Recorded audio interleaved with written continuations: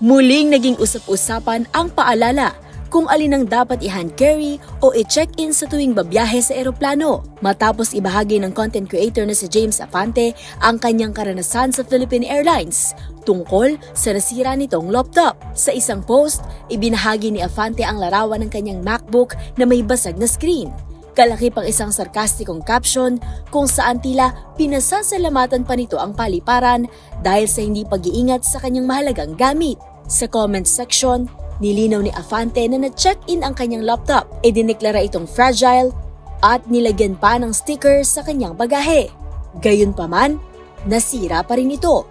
Sinagot din niya mga netizen na nagsasabing dapat niya itong i-hand carry sa halip na i-check-in. Paliwanag nito, alam niyang mas mainam ang i-hand carry na lang ang nasabing gadget.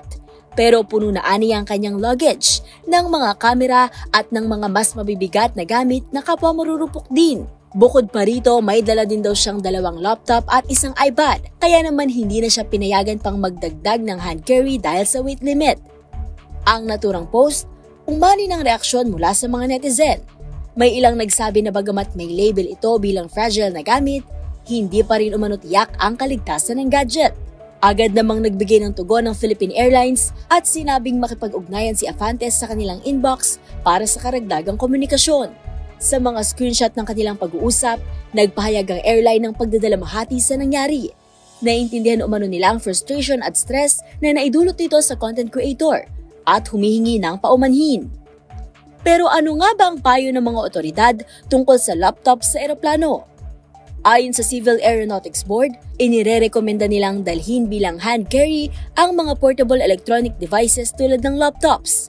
Bagamat pinapayagan ng ibang airline na i-check-in ang mga laptop, pinapayuhan ng CAB ang mga pasahero na balutin ito ng protective materials, siguraduhin ligtas sa mga internal component, alisin ang mga natatanggal na baterya, gamitin ang orihinal nitong kahon o packaging, at siguraduhin patay ito bago isara ang bagahe. Batay naman sa restricted items list ng PAL, maaaring dalhin bilang hand carry ang laptop basta't hindi lalampas sa sukat na 18 pulgada, 14 pulgada at 8 pulgada. At ang mga gamit gaya ng laptops, tablets at cameras ay dapat ilagay sa hand carry para sa kaligtasan. Para sa Deezer HTV, ito si Mili Borja, una sa Pilipinas, una sa Pilipino.